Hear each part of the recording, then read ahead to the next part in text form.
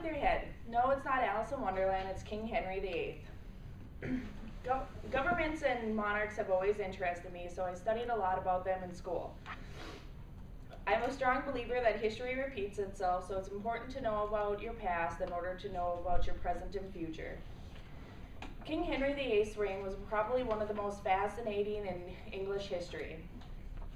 To give you an overview about him, I'm going to tell you about some of the events that happened during his reign, a couple of the people that influenced him, and the many marriages he had. There were many changes while King Henry VIII was king. Two of these were Church of England and divorce. Europe and England were mainly influenced by the Roman Catholic Church and the Pope, and most of this was fine until Henry needed a divorce. The Pope was being swayed by Spain, and he denied his divorce through Cardinal Wolsey. He was definitely not the first to get a divorce, but he definitely made it popular. Because of some parliamentary geniuses, the Church of England went into place. King Henry became supreme head and he got his divorce. They basically kicked out the Pope completely. Two of the men that were part of his parliament were Thomas Wolsey and Thomas Cromwell. They were both power-hungry men and eager to please. Wolsey rose to power rather quickly. He became Cardinal and Lord Chancellor in 1515, and Jasper Ridley wrote that Wolsey basically ran the government. But this was fine by Henry because he was out jousting and hunting and did not want to be bothered by government things. But eventually Wolsey ran out of luck when he couldn't get a divorce granted for the king, and he was stripped of his power and died of illness before he was executed. Thomas Cromwell then stepped up.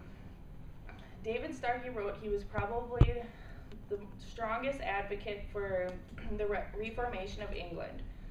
He helped establish the Church of England, grant Henry his divorce, he helped make him supreme head, and he became chief secretary and chief minister of the church.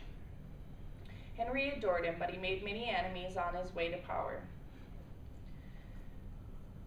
In 1540, he wasn't able to acquire an annulment for the king to his fourth wife, and he was executed for high treason.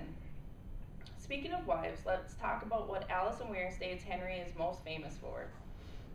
Catherine of Aragon was his first wife. She had many miscarriages but managed to have Mary I, or Bloody Mary of England. She, however, did not produce a male heir, so it made Henry want a divorce. He started courting Anne Boleyn and excommunicated Catherine to the country. But she was very loved, and because she didn't accept Henry as supreme head, she died believing she was still the Queen of England in 1536. Anne Boleyn was a very powerful woman. She is said to be the only woman that said no to King Henry. In 1533, they were married, and soon after she had Elizabeth I of England. She also was not able to produce a male heir, however, and was accused of adultery and incest fabricated by Thomas Cromwell and executed in 1536. Jane Seymour was married soon right after Anne was beheaded in 1536. In 1537, she had Edward VI, the first male heir for King Henry VIII.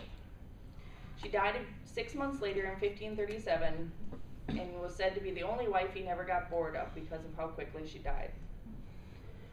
Anne of Cleves was married to the king in 1540, and soon after, their marriage was annulled because there was no consummation and Henry did not like her. She is said to be one of his longest living wives. Catherine Howard was married in 1540, right after the annulment. She is said to be very dim-witted and was executed 2 years after the marriage for adultery and high treason. Catherine Parr was a very good wife and caring while Henry was sick.